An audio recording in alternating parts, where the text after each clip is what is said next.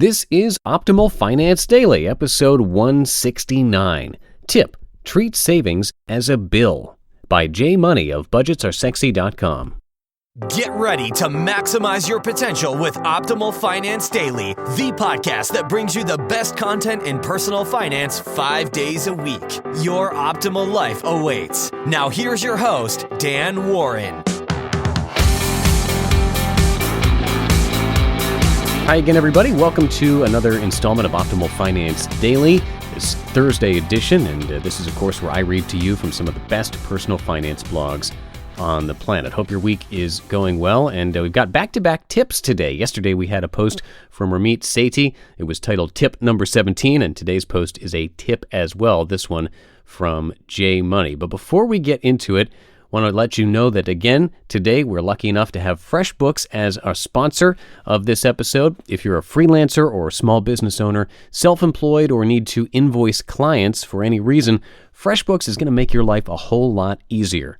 Come check out all their features for free for 30 days, no credit card necessary. Just come by freshbooks.com/finance and enter Optimal Finance Daily in the How Did You Hear About Us section. And with that, let's hear from J Money as we optimize your life. Tip, treat savings as a bill, by J Money of budgetsaresexy.com. You might have heard this one before, but it's one of my favorites because it's such an easy way to think and plan ahead, especially since people usually pay attention to this after they've done all their bill paying, as if it's the least important. Some may call this paying you first, but I never fully understood what that meant, so I just think of it as paying another bill, the bill towards the future me. And you just pay it like you would any other bill you've got that month.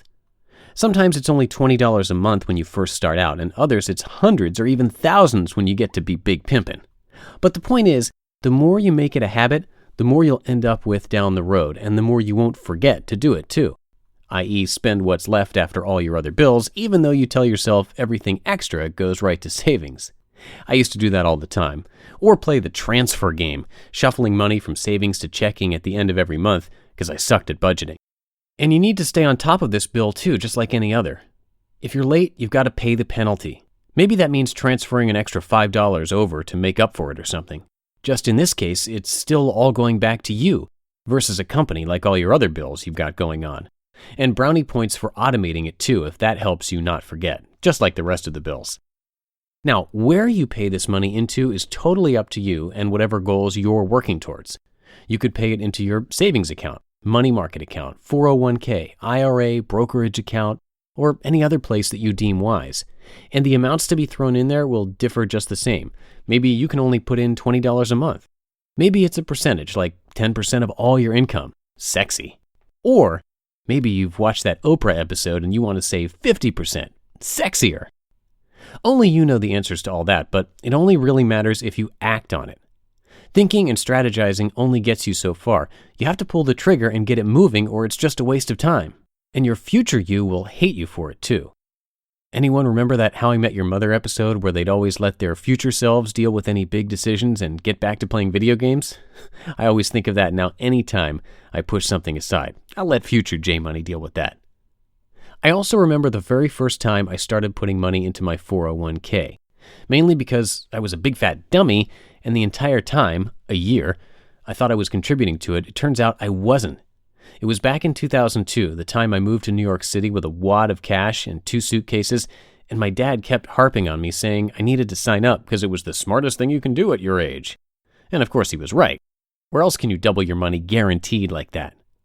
So to get him off my back, I told him I did it, fully intending to do so the next day. Only, A, I forgot.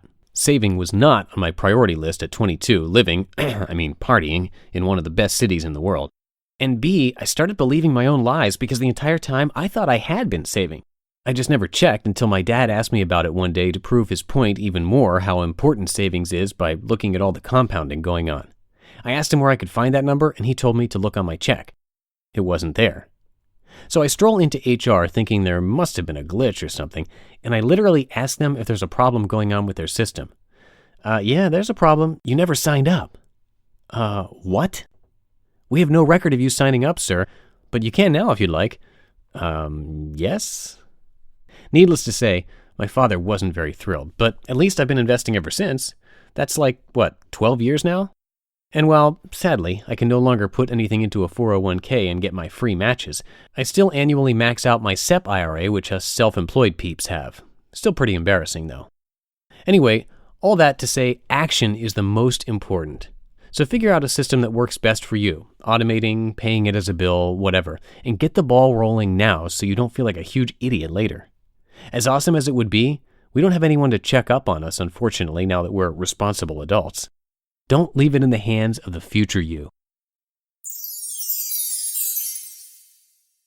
You just listened to the post titled Tip, Treat Savings as a Bill by J Money of budgetsaresexy.com.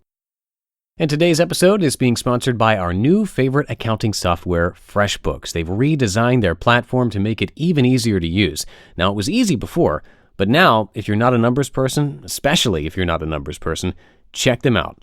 Invoicing, accepting credit cards, time tracking, receipt tracking, logging expenses, all of that stuff is easier than ever with FreshBooks. And again, completely redesigned to match how typical small business owners and freelancers work.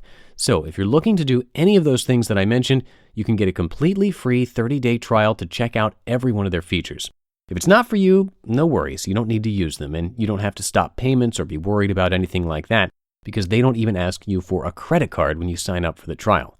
Now, they've set this up for the listeners of this show, so to try it out, come by freshbooks.com/finance and enter Optimal Finance Daily in the How Did You Hear About Us section. And that's episode 169. I'll be back tomorrow with a post from Mr. Money Mustache, so I'll see you there in the Friday show, where your optimal life awaits. Hello, Life Optimizer. This is Justin Malik, creator and producer of this podcast, but also Optimal Living Daily, the show where I read to you from even more blogs covering finance, productivity, minimalism, personal development, and more from incredible bloggers like Derek Sivers, Zen Habits, Mark and Angel, The Minimalists, and all the ones you hear on this show too. So if you enjoyed today's episode and like taking amazing blogs on the go, come on over to Optimal Living Daily and subscribe to that one too. And together, we'll start optimizing your life. You've been listening to Optimal Finance Daily. Be sure to hit the subscribe button to stay up to date on each new episode and head to oldpodcast.com. That's OLDpodcast.com for a free gift as well as more actionable tips and resources to help you maximize your potential. Thanks for joining us, and remember, your optimal life awaits.